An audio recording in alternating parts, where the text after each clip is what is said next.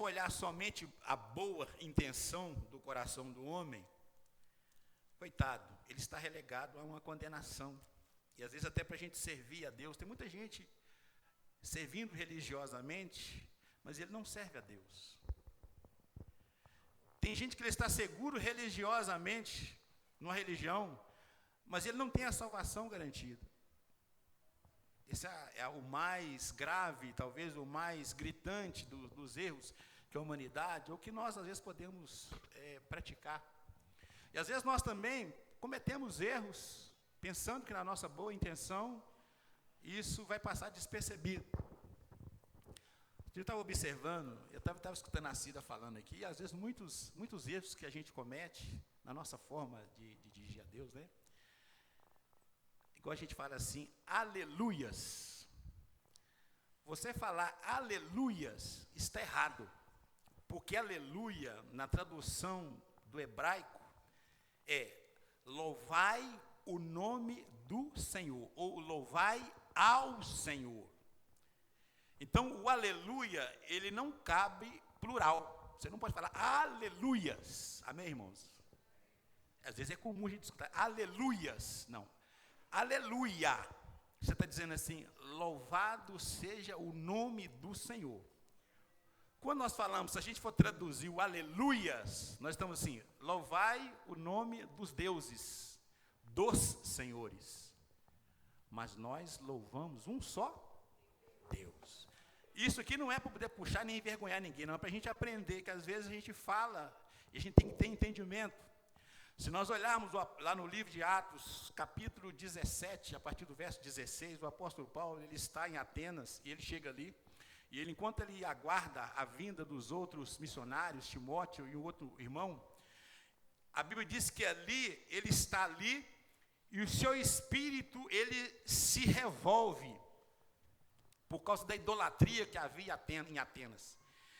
E quando fala assim, que o seu espírito estava se revoltando ali, e tipo assim, ele estava ansioso para poder começar a pregar para aquele povo, para poder falar para eles de que havia só um Deus. A preocupação de Paulo, porque o Evangelho nos tira dessa visão de que nós podemos servir de acordo com com o interesse de cada um. Qualquer religião que você servir, você vai levar a Deus. Não. A palavra de Deus nos leva a servir a um só Deus. E nesse livro de Atos fala que enquanto ele estava ali aguardando a chegada desses irmãos, para ele começar esse trabalho, ele começa a andar pela cidade e ver vários deuses ali. E ele não fica ali brigando com ninguém, apontando o dedo, até que ele encontra ali um altar chamado ao Deus desconhecido, aonde ele encontra a oportunidade de falar exatamente desse Deus. E segundo estudos desse tema, fala que esse Deus desconhecido que foi ali colocado naquele altar, anteriormente, a Grécia havia passado por uma pandemia, por uma crise de doença, e quando eles colocaram esse culto a esse Deus desconhecido, ela foi liberta daquela situação. O que eu vejo ali? Que quando eles estavam adorando deuses, nada acontecia. Mas quando eles se voltaram para um Deus desconhecido, embora eles não conhecessem, Deus ali se moveu a favor deles. Amém, irmãos?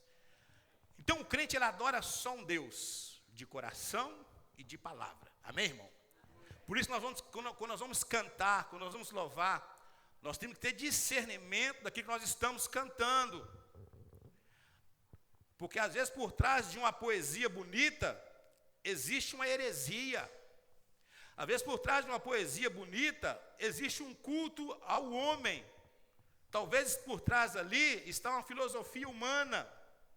Talvez por trás de uma filosofia, de uma poesia bonita, existe um culto a personalidades. Por isso, quando a gente vai louvar Deus, não basta ter boa intenção, tem que ter discernimento daquilo que nós estamos falando.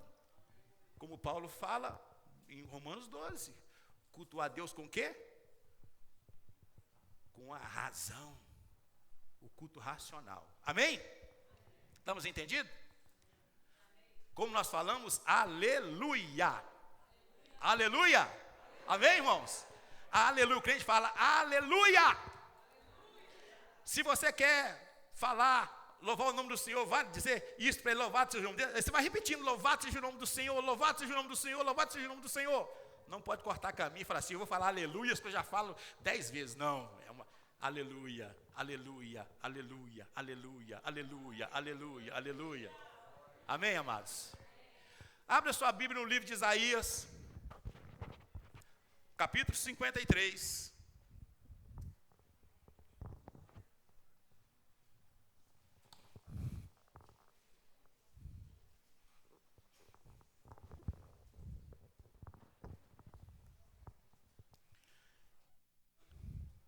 Isaías, profeta Isaías, capítulo 53.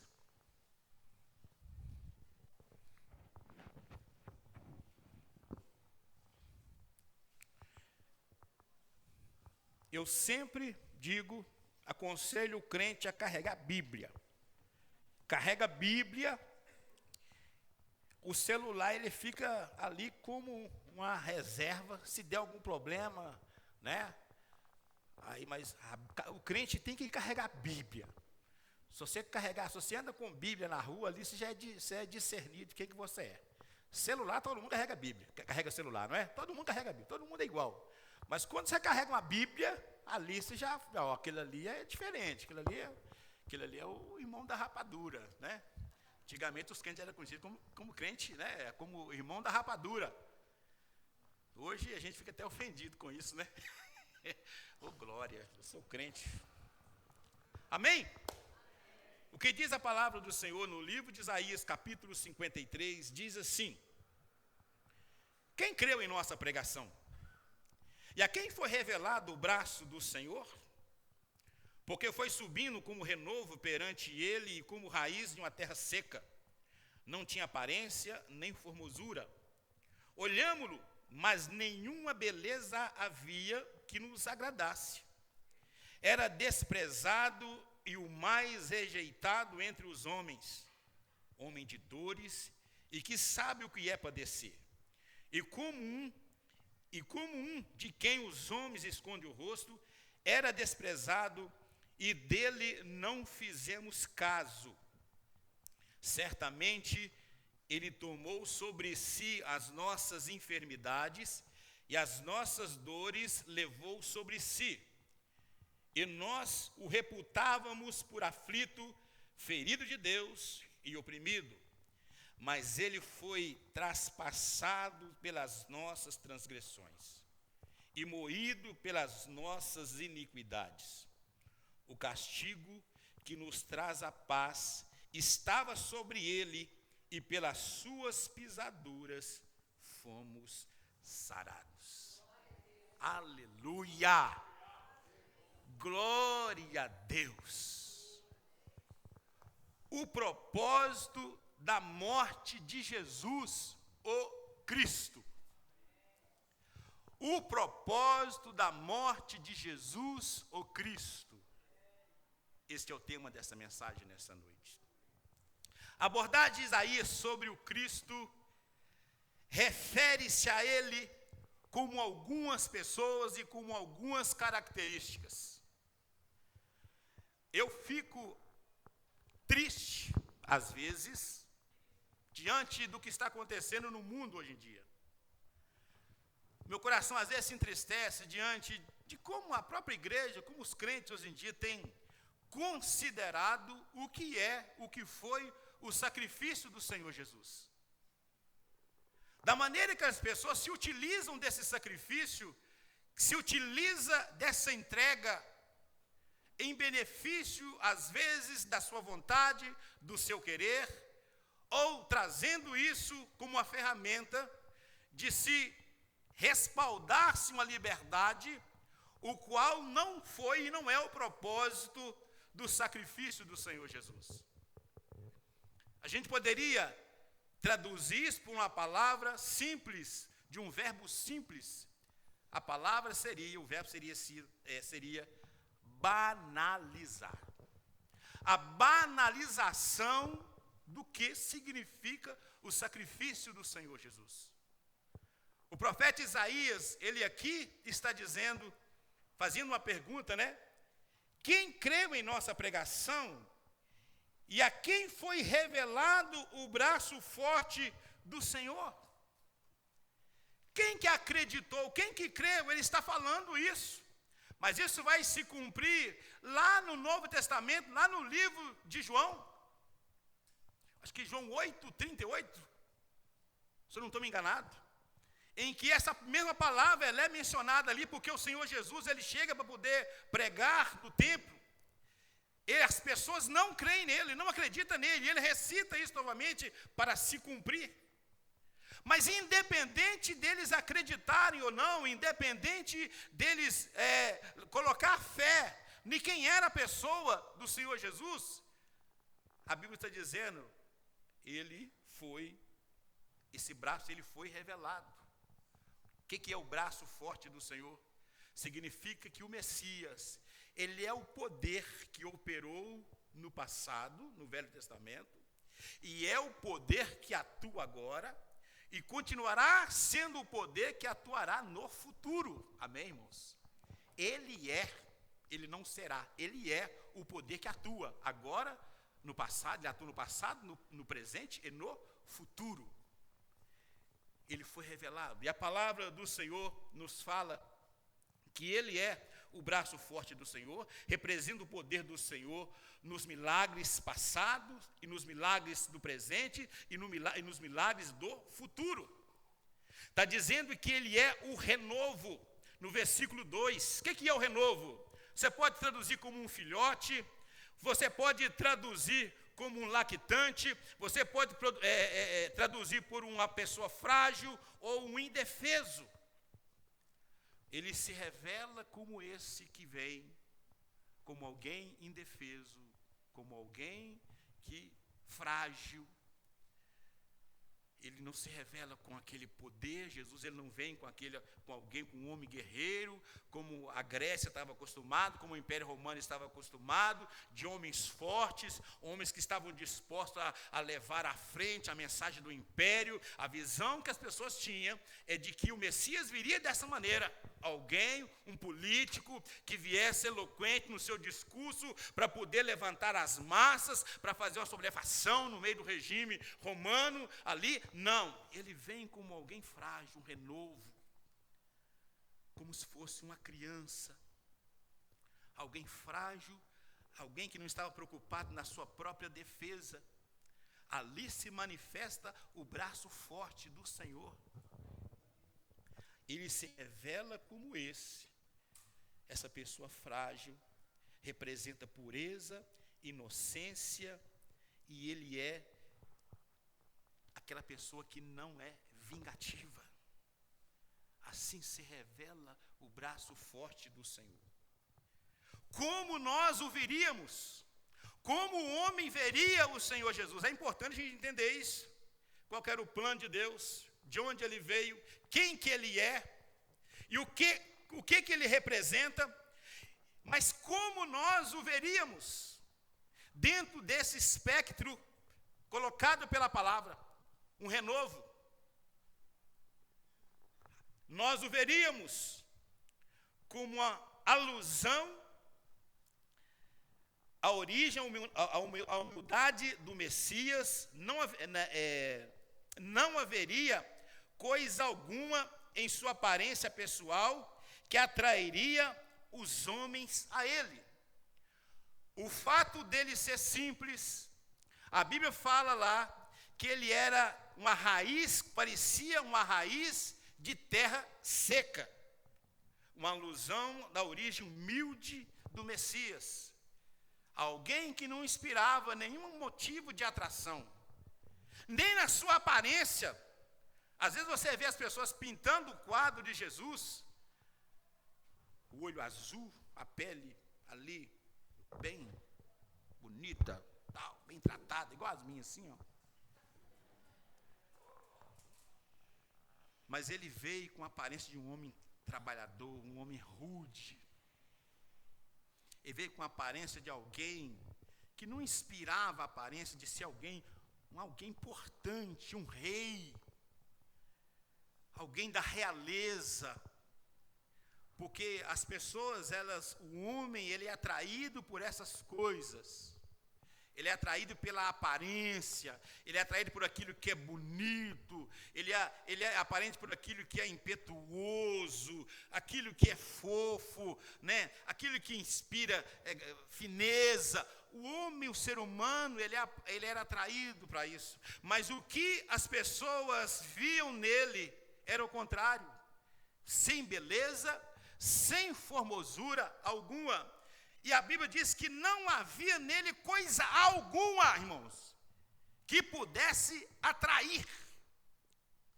Jesus, ele não atrai as pessoas por aparência.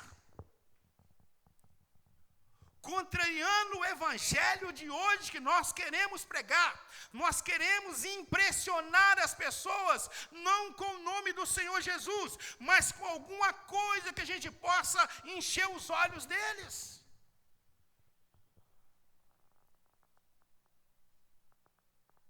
A própria pessoa dele, a própria pessoa de Jesus, quando ele veio, Deus não mandou alguém que pudesse trazer essa impressão de atrair. Olha, vem comigo aqui, porque eu sou poderoso, porque eu vou romper com o Império Romano e vou mostrar para vocês que o Deus de Israel é o Deus verdadeiro. Não, ele veio dessa maneira. Porque o intuito dele não era atrair uma multidão de políticos, de pessoas interessadas numa mudança territorial, geográfica ou da condição de Israel, física de Israel, mas a trazer uma transformação nas regiões celestiais, na vida do homem, do ser humano, na sua alma e no seu espírito. Ele não tinha essa intenção de trazer atrair pela aparência. E a Bíblia fala que não havia nele nada que pudesse atrair as pessoas. Não havia nele beleza, não havia nele formosura. Tem muitas mensagens falando aí que Jesus ele era um homem de classe média, de que Jesus morava na praia, que tinha casa de praia. Já ouviu falar isso? Jesus, ele era um homem, ele era de classe média. Você acha que Jesus era pobre? Jesus, ele tinha casa na praia, ele tinha lancha. Mentira, porque a Bíblia está falando aqui que ele não tinha nada que pudesse atrair as pessoas. Os recursos que ele tinha para o seu ministério vinha de mulheres piedosas e de irmãos piedosos que lhe financiavam os custos, as despesas que ele tinha. E essa tesouraria ainda estava na mão de um ladrão. O tanto que Jesus se importava com dinheiro, o tanto que Jesus se importava com recurso financeiro, com riqueza, o tanto que ele importava, estava na mão de alguém. Jesus não estava nem aí para isso. Porque ele não veio para isso. Ele não veio para poder demonstrar esse poder terreno. Embora ele mesmo disse, todo o poder me foi dado nos céus e na terra. Embora ele tenha, não terá, ele tem. Todo o poder me foi dado nos céus e na terra. Mas a única maneira que ele tinha de mostrar, o desejo que ele tinha de mostrar, não mostrar uma glória terrena, não mostrar um poder terreno, mas ele veio para poder manifestar a glória de Deus, para atrair os homens ao Senhor, para atrair os homens a Deus. Essa é a visão que o ser humano tinha desse. O braço forte do Senhor se revelou. Ele se revelou como um renovo, como alguém frágil, como um broto, né? Que fala assim, renovo. Pega uma planta, aquela folhinha que vai saindo no meio dela ali, aquele brotinho que sai no meio, aquele grelozinho que sai ali na planta, ele é chamado de renovo. É algo frágil. Dependendo ali, se você quebrar aquilo ali morre. Essa é a maneira que a Bíblia quer expressar, como que Jesus veio, como Isaías diz que ele veio, como que se ele manifestou. Porque talvez, se ele viesse como algo suntuoso, como algo poderoso, seria fácil de pessoas chegar e se achegarão, porque ele é o grande rei, vamos chegar. Não, ele veio e somente por fé. Ele atraiu alguns, 12 com ele e mais alguns que ficavam espalhados. As multidões se aproximavam dele porque viram que, olha, esse homem simples, que não tem tanta aparência, quando ele se reúne, olha lá, acontece milagre. Olha, quando esse homem se reúne, ele traz umas palavras, às vezes duras, uma palavra pesada, que às vezes a gente não entende, a gente não compreende. Não, mas ele multiplica pão. Olha, onde esse Jesus, ele se reúne, as pessoas falam que ele é o Messias, mas ele não tem aparência nenhuma de Messias. Ele fala que ele é o rei, mas ele não tem aparência nenhuma de rei. Não, mas lá tem multiplicação de peixe. Ele nunca fez questão, mas por causa da misericórdia dele, ele alimentou multidões. Por causa da misericórdia dele, ele curou enfermos. Por causa da misericórdia dele, ele mudou situações de vida, libertou pessoas endemoniadas por causa da misericórdia dele.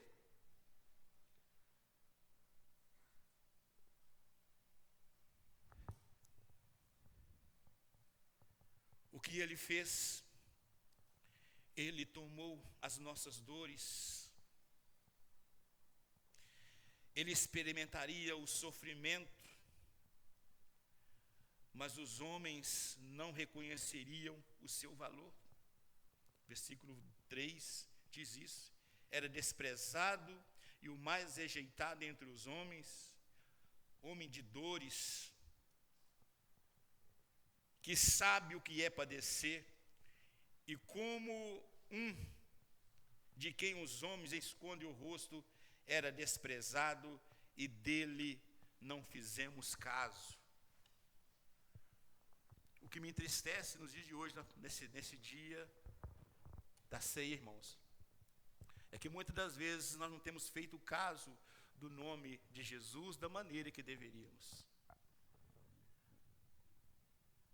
Não temos feito caso de Jesus quando nossa vida ela não está disposta a sofrer nenhum dano, por mínimo que seja, por causa do nome de Jesus.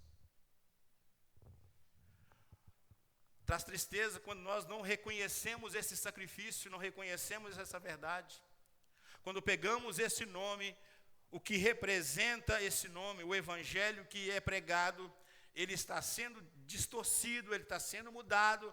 Um evangelho que nos leva para a cruz, que leva o homem sempre para a cruz. O evangelho sempre vai atrair a gente para a cruz.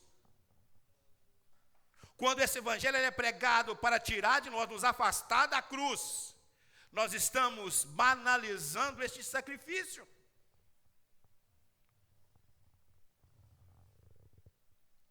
Eu conversando com um pastor, falei, e nós temos chegado a hora, já passou dessa hora, da gente começar, irmãos, a denunciar isso. A denunciar o que tem sido feito com o evangelho, com o nome do Senhor Jesus.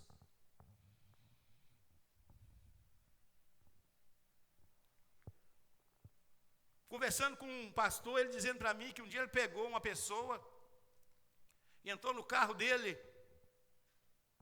uma pessoa, e era tarde da noite, estava saindo de um culto de uma igreja.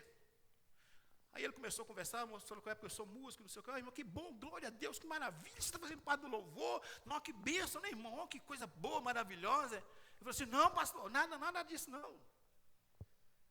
Eu estou desviado. Eu venho aqui porque eu sou contratado para poder tocar aqui no louvor, aqui fazer o louvor para a mocidade, que é muito jovem, mais de 3.000 jovens dentro da igreja. Eu e mais uma turma de colega que é instrumental, está tudo desviado, mas nós vemos aqui porque nós está pagando, nós vemos aqui, tocamos e vamos embora, mas eu estou desviado.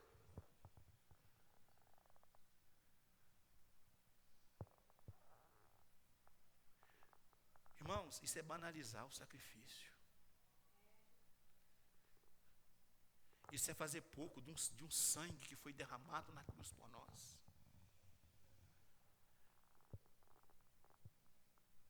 Quando nós olhamos para esse sacrifício, irmão, o nosso coração, ele deve doer. Ele deve doer. Quando a gente olha para esse sacrifício, esse amor tão grande. Porque parece que esse sacrifício me dá liberdade para eu pecar e continuar vivendo errado, porque Jesus pagou o preço. Outro dia o irmão chegou perto do outro irmão e falou: irmão, você está, o que está acontecendo com você? Você está desviado? Não, porque eu saí de casa e tal. Mas você está vivendo uma vida errada, separou, conserta com Deus. Só Deus pode me julgar. Irmão, já está julgado. Não será julgado. Aquele que está fora de Cristo, ele não será julgado. Ele já está julgado. Não podemos brincar com esse sacrifício, porque ele é a redenção. E fora dele não há recurso. Ele é a prova da nossa inocência no julgamento. Ele é a prova da nossa defesa, o sangue de Jesus. Por isso nós não podemos brincar com o pecado. Por isso nós não podemos brincar de ser crente. Por isso nós não podemos chegar na igreja e tomar santa ceia e chegar lá fora e continuar com a vida errada. Porque o propósito da morte de Jesus, o Cristo, é de exatamente nos resgatar dessa condição. Amém? O que ele trouxe, ele levou sobre si as nossas dívidas e enfermidades. Ele levou sobre si as nossas enfermidades. Assim, mas é a minha cura, irmão, querido. A enfermidade do homem não é o que você sente na carne. Isso aqui é consequência. Isso aqui é um sintoma. A doença que nós temos aqui é o sintoma de uma doença chamada de pecado. Lembrando que quando o homem ele está no jardim do Éden, ele não tem doença. Lá não tem dor. Lá não tem morte. Quando o homem peca, quando o pecado entra, vem a primeira manifestação chamada doença. A degradação, chama degradação. O pecado traz degradação para o corpo humano. A Bíblia fala que ele levou sobre si a nossa enfermidade. Ele levou sobre ele o nosso pecado.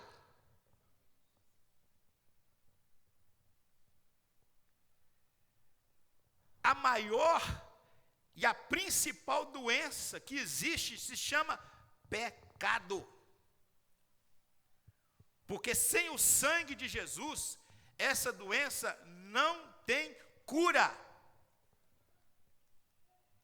Sem o sangue de Jesus, essa doença não tem cura.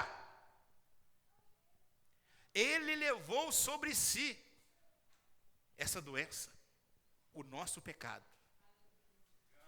Levou sobre ele, sabe por quê? Porque ele era puro.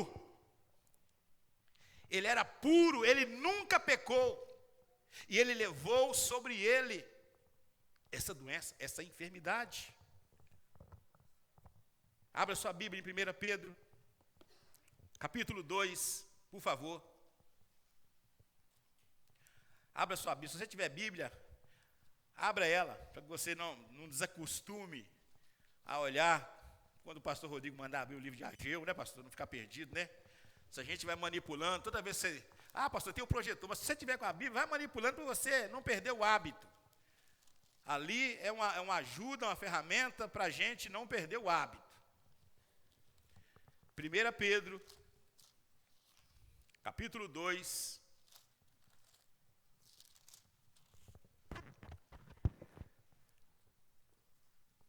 Glória a Deus.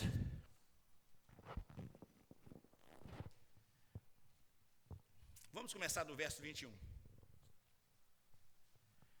Para isso mesmo fosse chamados, pois que também Cristo sofreu em nosso lugar, deixando-vos exemplo para seguirdes os seus passos, o qual não cometeu pecado, nem dolo algum se achou em sua boca, pois ele, quando ultrajado, não revidava com ultraje, quando maltratado, não fazia ameaças, mas entregava-se àquele que julga retamente, carregando ele mesmo em seu corpo, sobre o madeiro, os nossos pecados, para que nós, mortos para os pecados, vivamos para a justiça, por suas chagas fostes sarados, porque estáveis desgarrados como ovelhas, agora, porém, vos convertestes ao pastor e bispo da vossa alma. Ele levou sobre si. E a característica que fala aqui, que ele, quando ele era ultrajado, ele não se irritava. Quando ele era maltratado, ele não se levantava para poder, condizente com aquilo que a Bíblia está dizendo lá, que ele veio como um renovo, como alguém frágil, e fala no decorrer do texto, como ovelha, e foi levado ao matadouro, e não abriu a sua boca, para poder levar o meu pecado, para levar o seu pecado, ele teve que passar por esse processo, porque ele era diferente de nós. Ele levou um pecado que não era dele, ele foi maltratado por uma ofensa que não foi ele que cometeu, e ele não abriu a boca. Ele ficou calado, porque ele sabia que se ele abrir a boca, nós continuaríamos perdidos. Ele levou sobre ele as nossas enfermidades. Ele levou sobre ele o mal que estava sobre nós, que era o nosso pecado. Ele tomou sobre si as nossas dores. Qual que é a consequência da enfermidade? O que é? Quando você fala assim, eu estou com dor de cabeça, é porque você está doente. Quando você está sentindo dor, é porque tem uma enfermidade. Alguém já sentiu dor sem que tenha uma causa ali na carne, um machucado, uma inflamação? A dor, ela é resultado de uma enfermidade, de uma inflamação.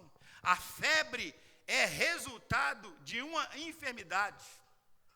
O sofrimento, as dores que o homem sofre, que nós padecemos, é resultado da enfermidade chamada pecado.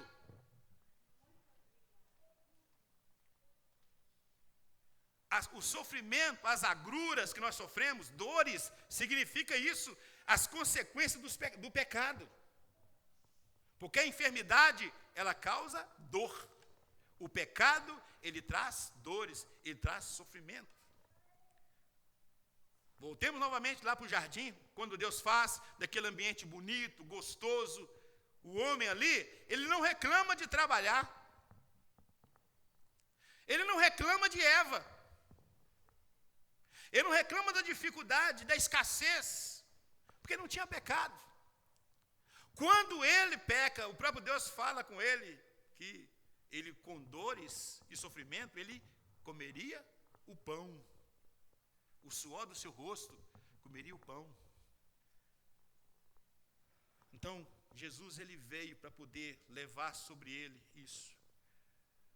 Porque as consequências, essa consequência dessa dificuldade aqui na terra, nós vamos até o fim. Ele mesmo diz isso, né? Que nós teríamos aflição nesse mundo por causa da consequência do pecado. Mas a garantia da vida eterna já estava selada por meio do seu sangue.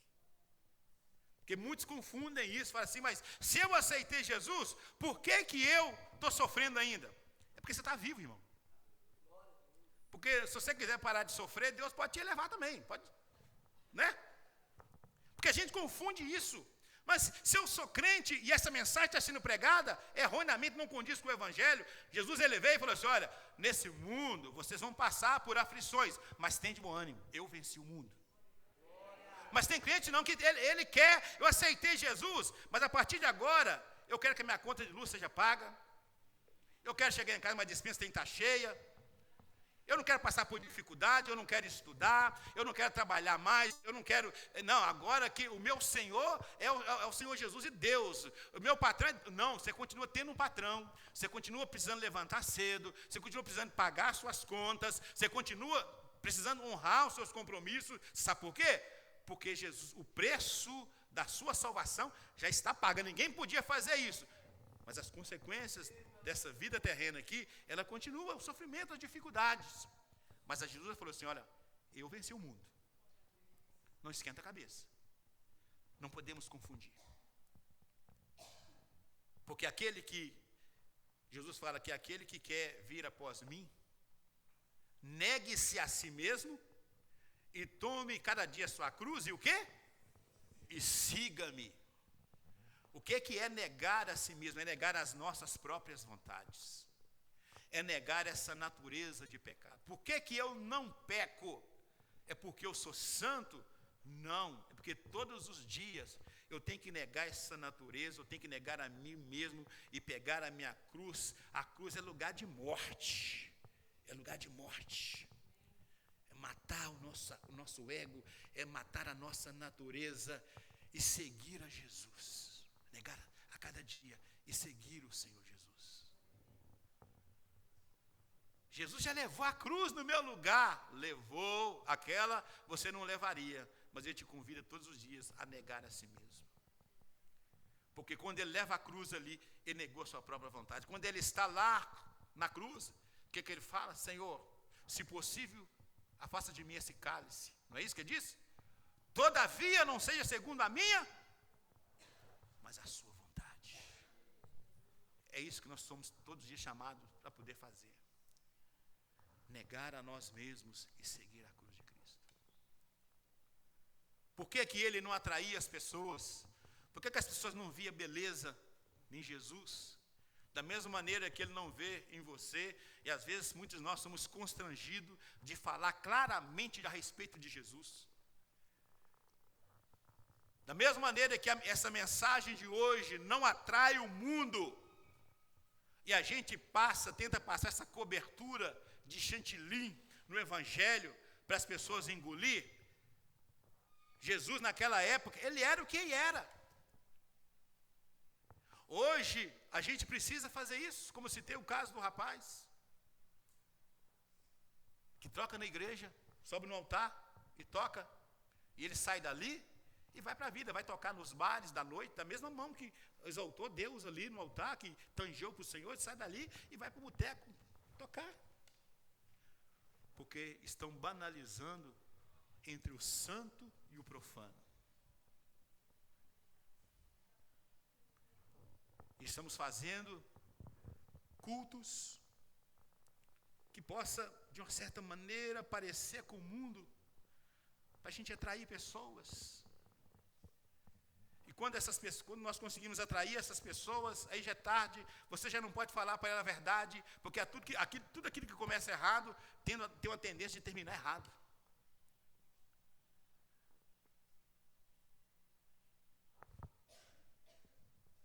É duro, né, irmãos? É duro, não é? Esta é a mensagem.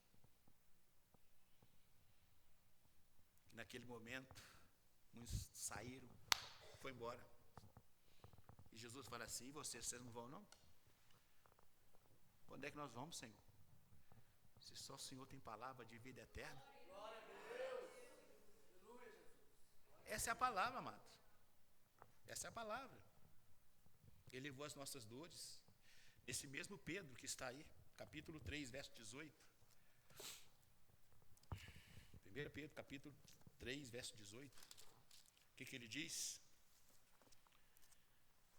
Pois também Cristo morreu uma única vez, pelos pecados, o justo pelos injustos, para conduzir-vos a Deus, morto sim na carne, mas vivificado no Espírito, no qual também foi e pregou aos espíritos em prisão, os quais noutro tempo foram desobedientes, quanto à longanimidade de Deus aguardava nos dias de Noé, enquanto se preparava a arca, na qual poucos, a saber, 8 pessoas foram salvas através das águas, a qual, figurando o batismo, agora também vos salva, não sendo a remoção da imundícia da carne, mas a indagação de uma boa consciência para com Deus, por meio da ressurreição de Jesus Cristo, o qual, depois de ir para o céu, está à destra de Deus, ficando-lhe subordinados anjos e potestades e poderes. Aleluia! O versículo 21 nos diz assim: o qual, figurando o batismo, agora também vos salvas, não sendo a remoção da imundícia da carne. A nossa carne, ela continua sujeita ao pecado. O crente, se ele não vigiar, ele peca. O homem de Deus, servo de Deus, por mais consagrado que ele seja, se ele não vigiar, se ele não estiver atento ao trono da graça e debaixo da cobertura contínua do sangue de Jesus ali, vigilante, qualquer um pode cair e pecar, seja na prostituição, seja no roubo, seja na mentira, porque está dizendo aqui que o sacrifício de Cristo, ele não removeu a imundícia da carne, essa carne continua podre, mas ele trouxe uma renovação da nossa consciência. Ele trabalhou na nossa consciência, da gente saber aquilo que é certo e aquilo que é errado. De eu tomar consciência, eu pequei, eu errei. Outra coisa, eu ter consciência do que me atrai, o que me leva a pecar, quais são os sentimentos que eu sou mais suscetíveis a eles, que eu sou sensíveis a ele. O Espírito Santo trabalha isso em nós, irmãos. Ele veio para isso. E ele faz menção aqui do tempo de Noé, que Noé pregava, que Noé falava. A Bíblia fala que Jesus, depois de morto, foi lá nas profundezas anunciar o Evangelho, pregar. Há muitas controvérsias com relação a essa fala. Mas o que a palavra está dizendo aqui é isso. Então, irmãos, nós precisamos entender que Ele veio, Ele se deu, Ele tomou as nossas dores, o nosso sofrimento. Ele assumiu o lugar de sacrifício por nós, no nosso lugar. Ele foi o quê? Ele foi aquele que morreu no nosso lugar, um sacrifício substitutivo, vicário, traspassado. Traspassado tem um sentido também, como muitos podem traduzir, quando Jesus ele está na cruz, que alguém enfia uma lança nele, foi traspassado por aquela lança. Mas traspassar também significa passar para o outro. Passar a função para o outro. A função de quê? De alguém que deveria ser sacrificado, que deveria passar por aquilo, foi passado para Jesus. O castigo que era para mim, para o Pedro, para o pastor Elimar, para o Rodrigo, foi passado para Jesus. Porque mesmo se nós fôssemos passar pelo sacrifício, não resolveria nada. Porque o nosso sacrifício serviria em vão, porque nós somos pecadores. Apenas morreríamos, mas as nossas dívidas continuaria lá para ser pagas, para ser cobrada. Então ele assumiu o lugar de sacrifício em nosso lugar. Como é que eu posso banalizar isso? Como é que eu posso brincar com isso? Como é que eu posso brincar com o nome de Jesus, irmãos? Queridos, como é que você pode brincar com o nome de Jesus?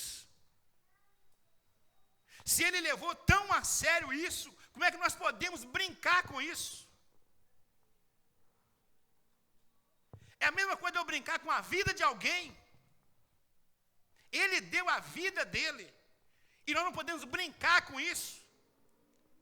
e pensar porque ele morreu, já pagou o preço, eu posso viver de qualquer maneira. Eu posso passar essa mensagem para as pessoas, que ela pode viver da mesma maneira que ela está, que Jesus ama ela, que Deus ama ela, que está tudo bem, que quando ela morrer, ela está salva. Como é que eu posso brincar com uma coisa dessa? Não podemos brincar com isso.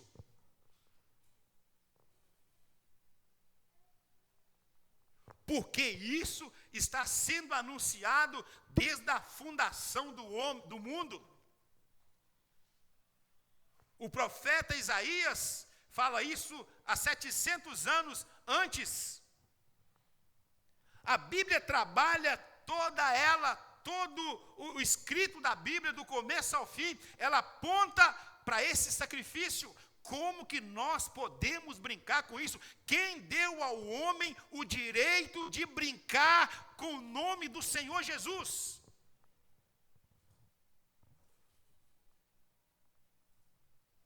Quem deu o direito dele banalizar, de fazer pouco desse nome, de fazer a interpretação segundo o seu interesse?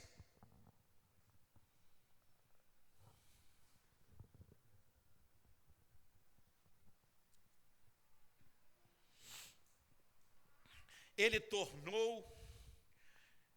o tormento da nossa alma cansada, ele tomou o tormento da nossa alma, porque quando o homem está em pecado, quando ele está cativo pelo pecado, quando a sentença de morte está sobre a alma do homem, sem o sacrifício, sem a redenção, a alma, ela está em tormento, porque ela sabe que o seu futuro não tem segurança. Ele trouxe o alívio para a alma do homem, por meio do seu sacrifício. O que quer dizer isso? Ele trouxe esperança para a alma, que não tinha futuro, que não tinha esperança de futuro. Ele trouxe alívio para a alma cansada, esgotada pelo pecado. O homem sem esse sacrifício vivo operando na sua vida é uma alma perturbada, é uma alma doente.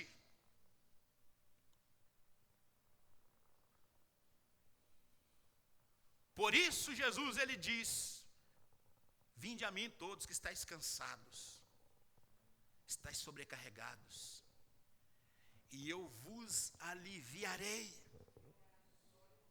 E no final ele diz: e encontrarei o quê? Descanso para as vossas almas. Ele pega o fardo do pecado, o fardo da condenação, o fardo da acusação que está sobre nós. Ele fala assim: olha, me dá.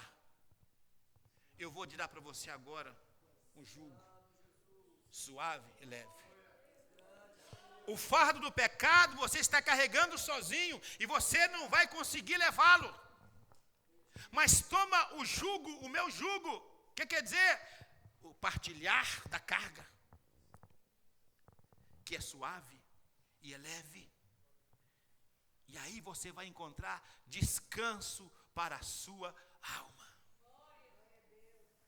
Para poder você tomar o jugo e partilhar desse descanso, dessa suavidade, do peso da graça de Deus sobre sua vida, nós temos que abrir mão do fardo do pecado que nós carregamos. Vamos entregar para o Senhor, irmãos. Entrega para Ele, por meio do sangue dEle. Abra mão.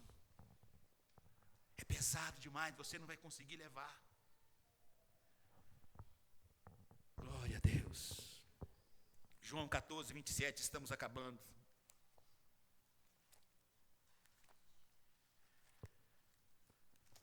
Bendito seja o nome do Senhor.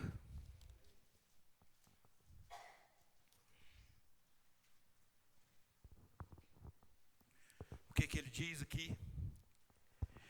Deixo-vos a minha paz vos dou. Não vos lá dou como o mundo a dá. Não se turbe o vosso coração, nem se atemorize. Quando nós recebemos essa paz em nós, quando nós recebemos esse peso, dessa alegria, de saber que o Senhor Jesus elevou sobre Ele a nossa carga, o peso que estava sobre nós, a nossa condenação, aquilo que era indefensável. Ele fala assim: olha, eu trago paz para você. E não é uma paz qualquer, como você está acostumado no mundo. Não é a paz porque você tem uma conta bancária cheia. Não é a paz porque você é uma pessoa que está com saúde. Não, não é a paz em que você está tudo tranquilo na sua vida. Essa paz é a paz que o mundo dá. A minha paz, ela excede essa paz. Ela vai além dessa paz. Ela vai além do seu entendimento. Essa paz, ela tira do seu coração todo o temor. O seu coração não vai se turbar, não vai se entristecer, não vai se angustiar, porque a minha paz, ela tem o poder de fazer isso nas nossas vidas, nas suas vidas. Amém? O sacrifício dele traz isso para nós. Não é, irmão, ter dinheiro. É bom ter dinheiro. Não é bom ter, não é você ter coisas. Você está abastado, que vai trazer essa paz para você, não, porque eu conheço muita gente abastada que está perturbada, porque ele não tem Cristo, não tem Jesus.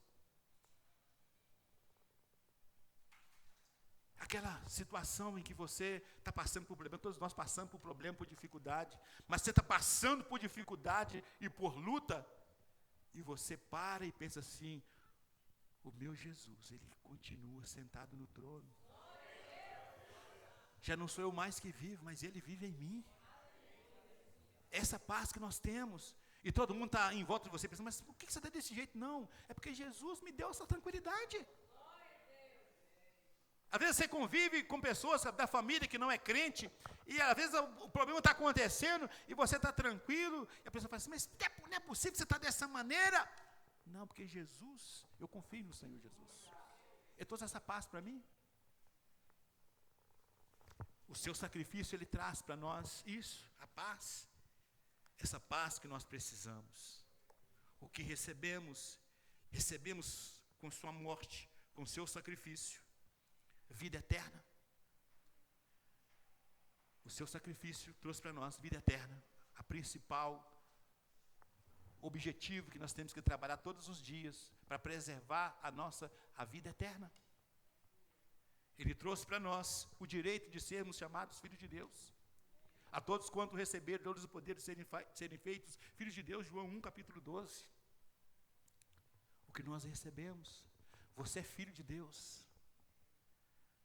Você é filho do Rei. O seu sacrifício trouxe isso para nós. Viva como filha de Deus, como filho de Deus.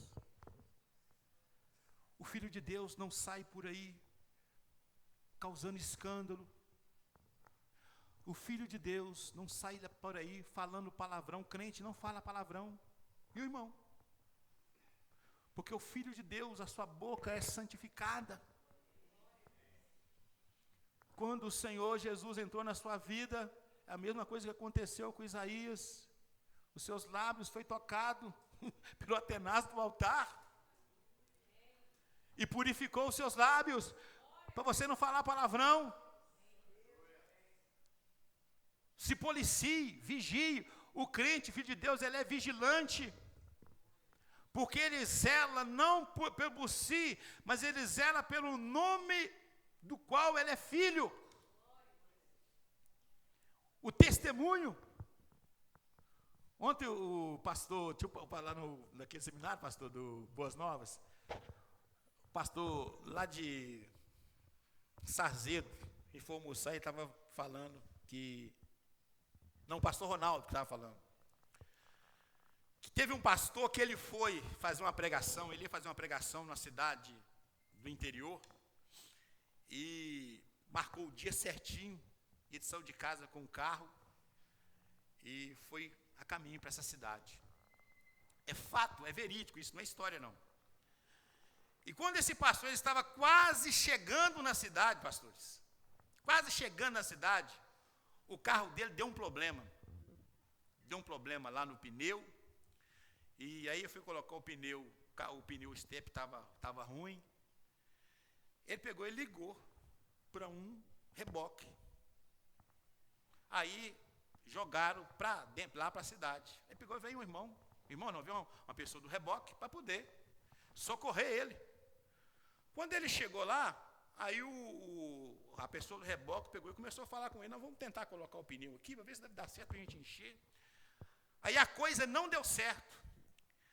Naquele momento, o pastor começou a xingar. Ficou nervoso, com raiva, irritado com aquela situação. Ele começou a xingar. E começou a xingar e sair palavras ali pesadas naquele xingamento. Aí o irmão do reboque falou assim: não, calma moço, calma, fica tranquilo. Não, o senhor está muito nervoso. Vou falar para o senhor está precisando de Deus, viu? Hoje vai ter um pastor na minha igreja. Esse pastor é homem de Deus, ele vai orar pela sua vida. E Deus vai te abençoar. Pode ir, o pastor está fazendo lá uma campanha lá, e esse pastor vai lá pregar lá hoje, e ele vai orar para sua vida vai mudar. Quando o irmão falou o quê? Diz que ele gelou do pé à cabeça. Eu falei: meu Deus. Aí ele começou a desconversar, falar com o rapaz. Não, pode ficar tranquilo, nós vamos arrumar o carro, pode ficar tranquilo, Deus vai abençoar o senhor, tal. Ele ficou assim: como é que eu vou falar com esse irmão? Qual que é a igreja, irmão? Perguntou: qual que é a igreja? A igreja tal, é aquela igreja. Meu Deus. Que prova. Ele começou a pensar como é que, porque ele ia chegar lá, ele ia encontrar aquele irmão. E pelo jeito que aquele irmão era um irmão que confiava mesmo no Senhor, né? No momento de crise ali, ele colocou Deus no meio do negócio. Ele tentou desconversar, mas por fim ele pegou e falou: irmão, você me perdoa. Sou eu que vou pregar na nossa igreja. Você me perdoa por ter causado essa situação aqui, ter feito isso aqui, mas eu vou pregar lá. Aí diz que esse irmão, Deus é tão bom, diz que esse irmão, ele era um irmão maduro mesmo. Ele falou: não, pastor, eu entendo a dificuldade, vamos orar aqui, Deus abençoe a vida do senhor vai pregar lá e vai ser uma bênção. E ele foi lá e realmente foi uma bênção o culto, irmãos. Por isso eu digo para você, nós precisamos ter vigilância. O Filho de Deus, ele é vigiado 24 horas.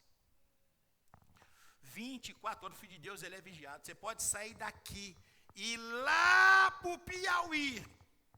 Vai lá para cima, lá para a cabeça do cachorro, lá para cima, ou mais. Você vai pensar que você está escondido. Você vai chegar lá e falar assim: irmã Elaine, que bom ver você aqui, que bênção. Ou então, alguém o mundano: ó, Elaine, você está fazendo aqui? O que você está fazendo aqui, Elaine? Por isso, irmãos, nós precisamos estar vigilantes.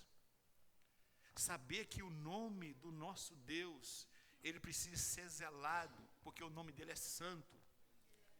Jesus nos deu o direito de sermos filhos de Deus. Você já imaginou o privilégio disso? De sermos chamados filhos de Deus? Saímos da condição de criatura para sermos filhos de Deus. Quem fez isso foi o sangue do Senhor Jesus. Foi Ele que propiciou isso para mim e para você. O propósito final dele, do seu sacrifício, é de nos tornar em filhos de Deus. E que nós andemos segundo o princípio daquilo que Deus é. Santo, santo, santo. Você não é chamado de santa de Deus, não é à toa. É porque você é filha de Deus.